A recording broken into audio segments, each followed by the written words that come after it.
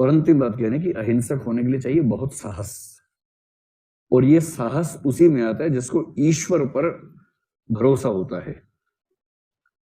ईश्वर पर जैसे अटूट भरोसा होगा ना, इतना साहस उसी में होता है जिसको ये पक्का पता हो कि कोई और मेरे साथ होना हो, ईश्वर मेरे साथ है बस। और ये भरोसा जिन भक्तों को ठीक से होता है ना, उनकी बात ही अलग होती है, अलग ही बात रहती है। ईसाइयत में सेंट पॉल नाम के आदमी हुए, उनकी कहानी बहुत प्रसिद्ध हुई, मैंने शायद एक बार आपसे जिक्र किया भी होगा। इतने पक्के आस्तिक थे। संत तो ईसाइयत में वही होता है ना जो बहुत पहुंचा हुआ धार्मिक व्यक्ति होता है, जैसे मदर टेरेसा को संत की पदवी मिली ना, उस तरह से। तो क्या हुआ कि एक बार उनको पूरे शरीर में दाने दाने होने लगे, घाव होने लगे। तो एक नास्तिक व्यक्ति ने कहा, अरे यार, हम भगवान को नहीं मानते, हम स्वस्थ हैं, तुम मानते हो तब तुम्हारा ये हाल है। जो भक्त होता है ना, उसकी मानसिकता कैसी होती है बताया था आपको मैंने। हाँ, तो उसने कहा ईश्वर कितना दयालु है, वो चाहता है कि मैं उसे लगातार याद करूं, इसलिए उसने मुझे कष्ट दिया ताकि मैं उसे याद कर सकूं। और सोचो, केवल त्वचा में दिक्कत है, बाकी मैं सारा एकदम ठीक हूं, मैं देख पा रहा हूं, मैं खा पा रहा हूं, कितना दयालु है ईश्वर। नास्तिक बोला, तू नहीं सुधरेगा भाई, वो चला गया वहां से। कुछ दिनों में क्या हुआ, उसे चेहरे पर भी, जीभ पे भी छाले हुए। फिर नास्तिक बोला, ले, अब तो तू बोल भी नहीं सकता, चेहरा भी खराब हो गया, कितना क्रूर है तेरा ईश्वर। बोला, अरे कितना दयालु है, मैं देख पा रहा हूं, मैं जिंदा हूं, मैं ईश्वर को हर क्षण याद करता हूं, इस दर्द की वजह से मैं ईश्वर को और याद कर पाता हूं। ईश्वर कितना ध्यान रखता है मेरा, वो खुद व्यवस्था करता है कि मैं उसको याद रख सकूं। इसलिए कहा, अच्छा ठीक है भाई। कुछ दिनों में तबीयत इतनी बिगड़ी कि मरने वाला था।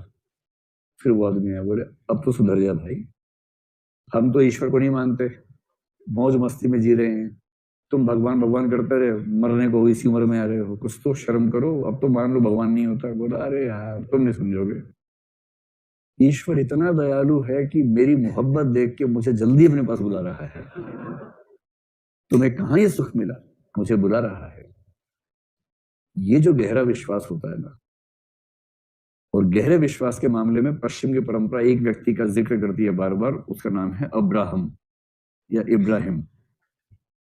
सुना है इब्राहिम का नाम? ये इब्राहिम वही व्यक्ति हैं जिनकी याद में बकरीद का पर्व मनाया जाता है। ऐसा नहीं है, सच में इन्हीं की यादें मनाते हैं भाई।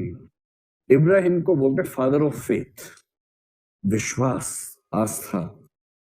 इनकी जो सबसे बड़ी फिगर है पश्चिम की दुनिया में, उसको बोलते हैं इब्राहिम, हजरत इब्राहिम। हजरत इब्राहिम के दो पुत्रों में एक का नाम था इसहाक, एक का नाम था इस्माइल। और इस इसहाक के नाम से, इसके स्मृति से बकरीद का पर्व बना। कैसे बना? नहीं बना, ये डिबेट है यार। दर्शन की पुस्तकों में इसहाक का जिक्र है, मैंने देखा कई मुस्लिम लोग इस्माइल का जिक्र करते हैं, लेकिन कुछ लोग मानते हैं कि इब्राहिम की परंपरा में जो इस्माइल थे उनसे इस्लाम की स्थापना हुई। लेकिन ये वाला जो मसला है, ये इसहाक का मसला है।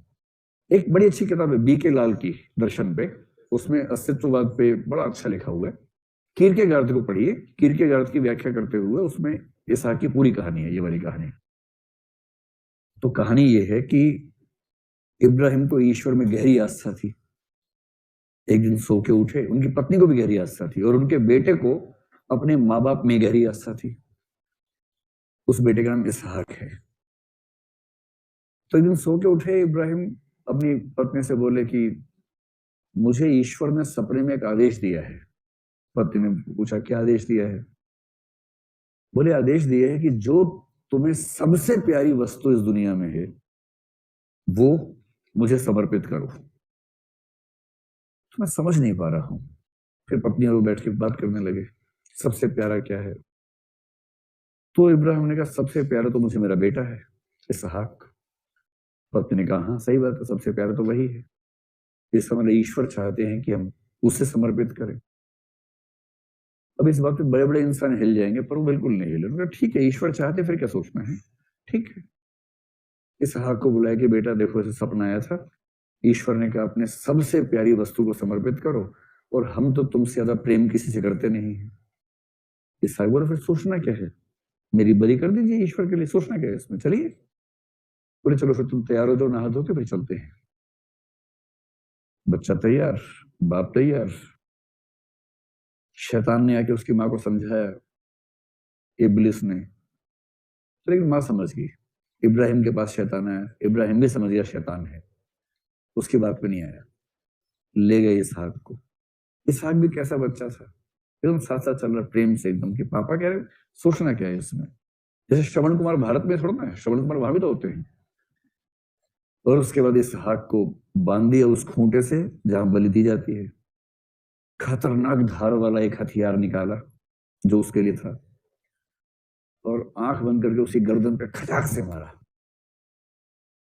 लेकिन कुछ हुआ नहीं, कुछ हुआ नहीं। आपके चेहरे का भाव ये था कि हाय ना मरे किसी तरह से, हाय बच जाए, बचा लेंगे तो ना मत दीजिए। तो तो जोर से मारा, कुछ हुआ ही नहीं, गर्दन पे खरोंच तक नहीं आई।